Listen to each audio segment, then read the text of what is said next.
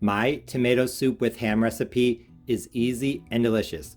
By flavoring the broth with ham hock and leftover ham, this soup is going to have a smokiness in the background that's going to make it really unique. And because I'm using canned tomato soup and tomato paste, you can make this recipe at any time of the year. Let's go over the ingredients for this recipe. Just like a lot of my other Southern style recipes, I started off by making ham hock stock. I took one ham hock that was about 3/4 of a pound and I boiled it in my homemade vegetable stock for 2 hours just to really make sure there was a lot of flavor in it. I did that yesterday. I put the pot into the refrigerator. That's why the fat is kind of congealed.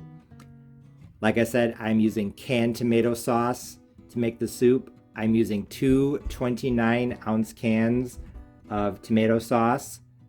This is the kind of tomato sauce that doesn't have a lot of flavoring in it, doesn't have a lot of spices. That's what you want because then we can build upon the base.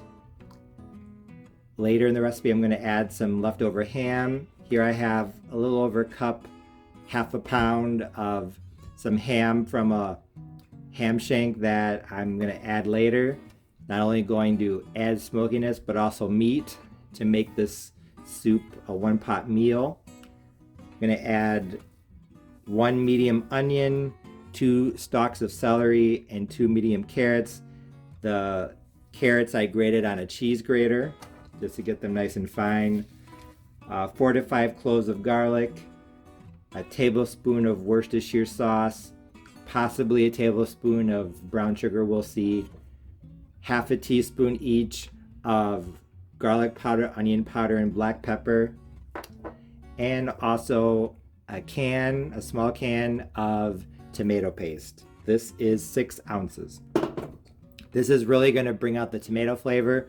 So like I said, you can make this soup at any time of the year because we're using canned tomatoes. Usually when I cook with a ham hock, I just put everything into the pot and let it boil. But this time I'm going to saute the vegetables first. I'm doing that so that I can then saute the tomato paste a little bit and really bring out the flavor. So I really want this to have a strong tomato flavor. So I'm going to heat up maybe 1 to 2 tablespoons of canola oil, and then I will bring you back.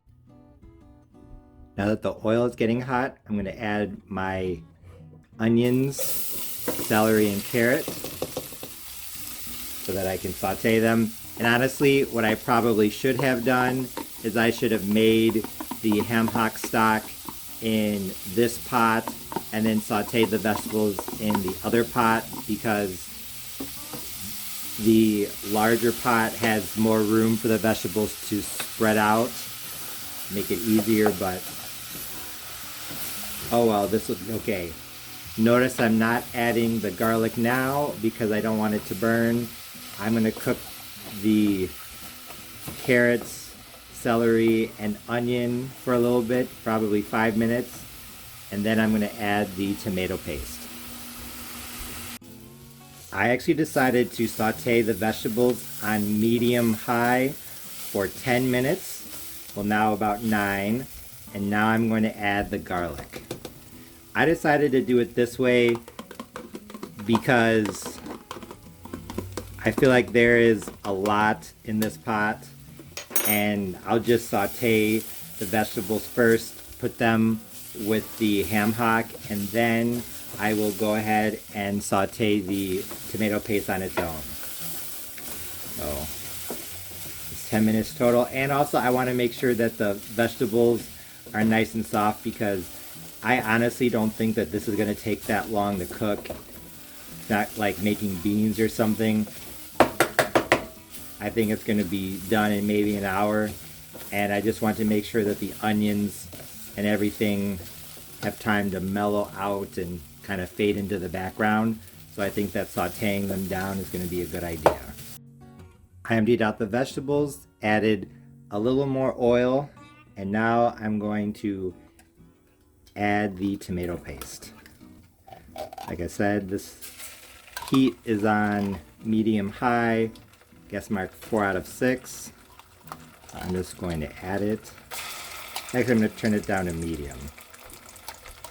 And I am going to saute it to bring out the flavor.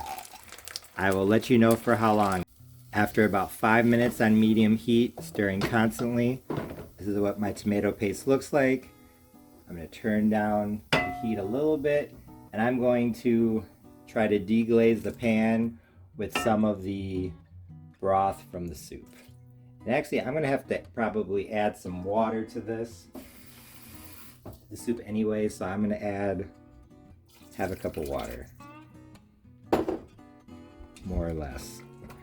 I'm just going to try to scrape up the flavorful bits from the bottom. And then I'm going to add the tomato sauce, the tomato paste to the soup. Now I'm going to add the tomato paste as well as the cans of tomato sauce. And like I said, 2 large 29-ounce cans of tomato sauce. This should make this nice and tomatoey. All of my canned tomato products are now in the pot. It's coming to a boil, so I'm going to add some other ingredients for flavoring. I'm going to start off with the Worcestershire sauce. Honestly, this is already pretty savory. You could probably leave this out if you want, but I really like Worcestershire sauce and things, so I am going to add it.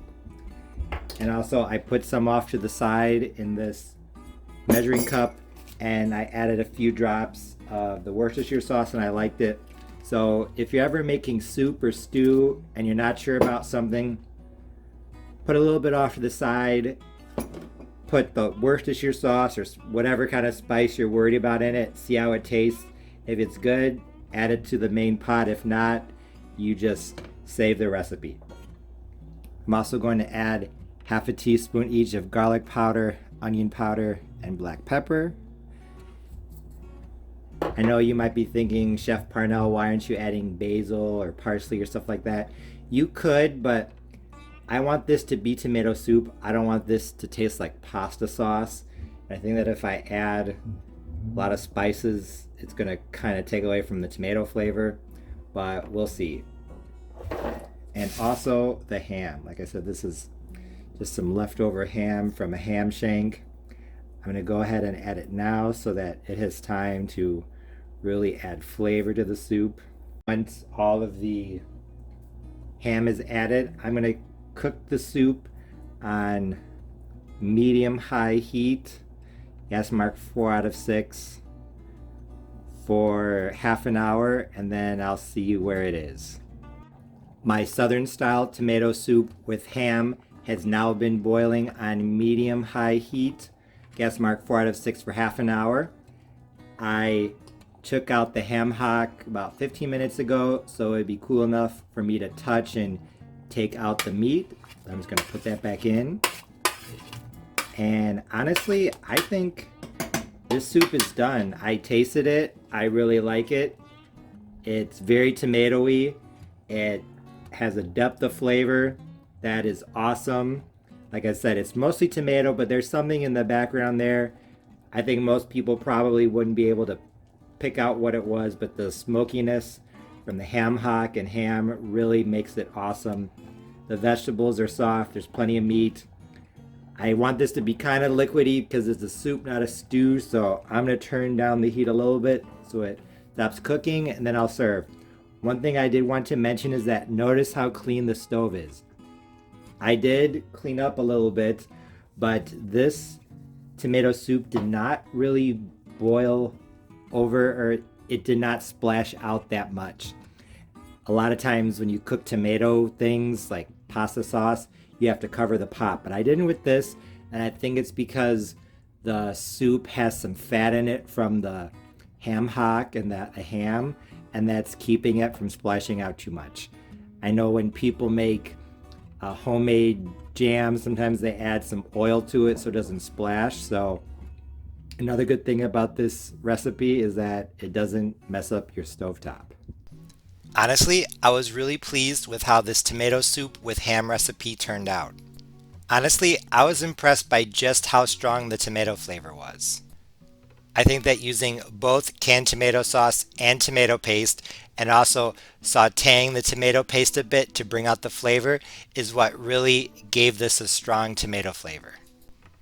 It had just the right amount of vegetables and spices in the background to make the soup interesting without taking away from the tomato flavor. And the smoky ham complemented the tomatoes very nicely. If you like tomato soup, but you want to try something a little bit heartier and a little bit different, this is definitely a recipe to try. I knew this soup was going to be good because I've made casseroles in the past that had tanginess from sour cream and smokiness from ham, so I thought that the combination of smoky ham and acidic tomato would work just as well. And like I said, I think I added just the right amount of vegetables and spices to enhance and complement the tomato flavor without competing against it. Like I said, you could add Italian spices like basil and parsley and oregano if you wanted to, but I think it would take away from this soup.